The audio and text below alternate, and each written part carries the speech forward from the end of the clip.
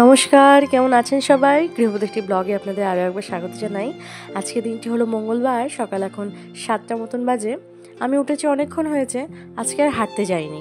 আজকে যেহেতু জন্মাষ্টমী, ওই জন্য ভাবলাম থাক, আজকে আর হাঁটাটা ক্যান্সেল। এই জন্য তাই জন্য বাবু অনেকটা আগেই উঠে গেছে ঘুম থেকে। তার মধ্যে এই যে বিছানা পাটি আমি সব গুছাচ্ছি। গুছানোর পরে এই যে যাবো, এদিকে রান্নাটাও চালু করেছি মোটামুটিভাবে। বাবুকে এখন টুকটুক করে উঠিয়েছি, ওকে খাওয়ানো হয়ে গেছে। তারপর ওর ব্যাগটা গুছাবো, এইসবই হচ্ছে কাজ। কি সুন্দর লাগছে না? চলুন, তার মধ্যে এই মাথার কাছে এই উইন্ডোতে যেই আমার প্লান্টসগুলো রাখা আছে, গাছগুলো, এই গাছগুলোতে না জল দিতে গেলে ভারী সমস্যা হয়। রোজ রোজ বিছানায় উঠতে হয়। ভাবছি এই গাছগুলোকে অন্য জায়গায় সরিয়ে রাখবো। আমাদের মানে হলের যেই উইন্ডো আছে ওখানে গিয়ে ওটাকে রাখবো, তাহলে একটু জল সব কিছু দিতে সুবিধা হবে। চলুন এবার এদিকে যাওয়া যাক।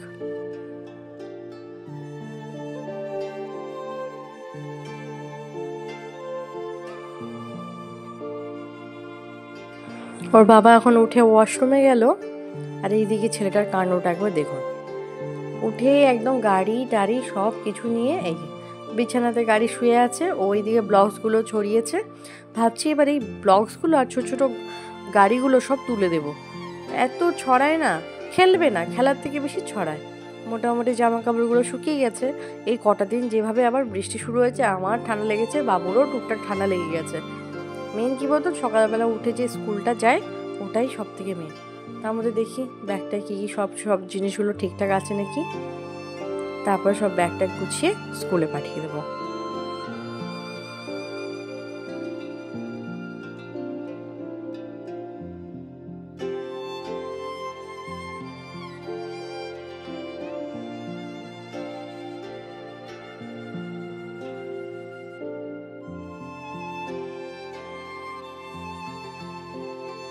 চলুন, 200 টাকা স্কুলে দিয়ে এসছি, এবার রান্নাবান্নাটা কমপ্লিট করে নিই।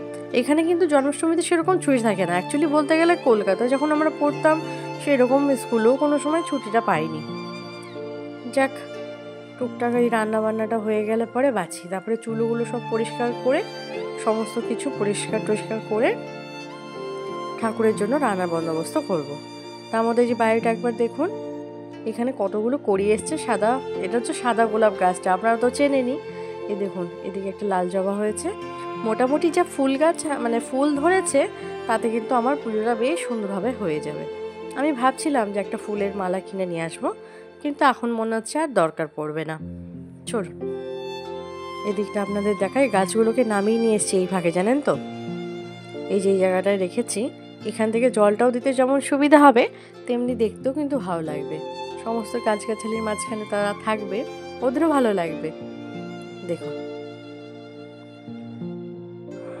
এখানে যে গোলাপটা আছে, এই যে কালচে দেখতে তো বেশ ভালোই লাগছে, কিন্তু এই ফুলটা আমি ভাবতে পারছি না।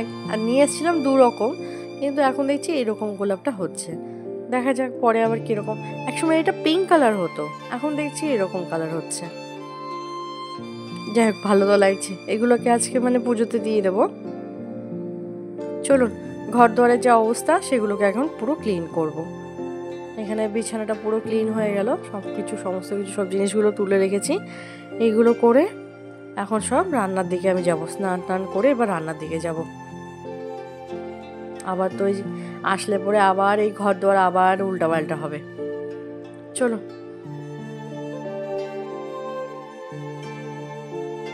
এখন বিকেল 6:30 মতন বাজে। তা ভাবছি ঠাকুরের জন্য সব জামা কাপড়গুলো বের করি। আসলে কি বলতো, আমি যখনই কলকাতায় যাই আমার একটা মানে বিশেষ নেশা, আমার গোপালের জন্য প্রচুর পরিমাণে জামা কাপড় নিয়ে আসি। আমার ভীষণ ভালো লাগে, জানেন তো।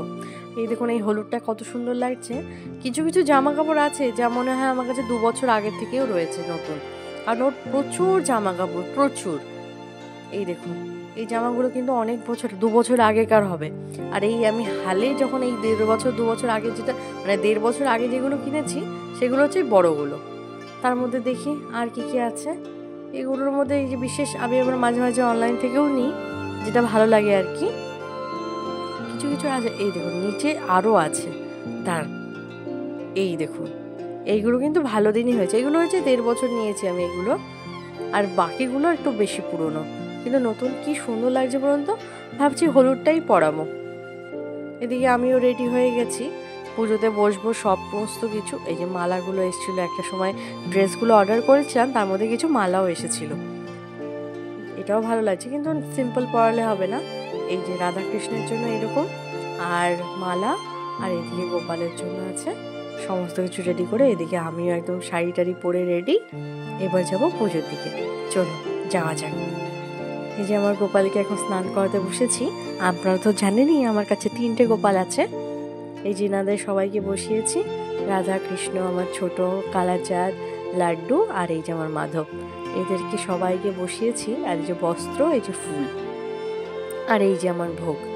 এই যে পুজোর পরে আপনাদের দেখাচ্ছি, বলে ভোগ দর্শন করাটা বলে অনেকটা মানে বাধা বিঘ্ন পাপ অনেকটা নষ্ট হয়, তাই জন্য আপনাদের এই যে দর্শন করিয়ে দিলাম, অনেকটা পুণ্য লাভ যাতে আপনাদেরও হয়।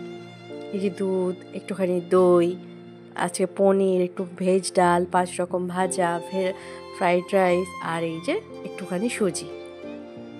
এখানে তো তাল পাওয়া যায় না, তাই এইটুকুই ভালোবাসা দিয়ে খুব মন দিয়ে তাদের সাজিয়ে ভালোবেসে আজ এই পুজোটা করলাম। তাহলে আজকের ভিডিওটা এইটুকুই। ভালো লাগলে অবশ্যই করে লাইক এন্ড সাবস্ক্রাইব করে দেবেন, জানাবেন কেমন হয়েছে ব্লগটি। ভালো থাকবেন, সুস্থ থাকবেন, সাবধানে থাকবেন। রাধা কৃষ্ণ থেকে শুরু করে গোপাল সবাই যেন আপনাদের অনেক রক্ষা করুক। ভালো থাকবেন সবাই, সুস্থ থাকবেন সবাই, আর সাবধানে থাকবেন সবাই।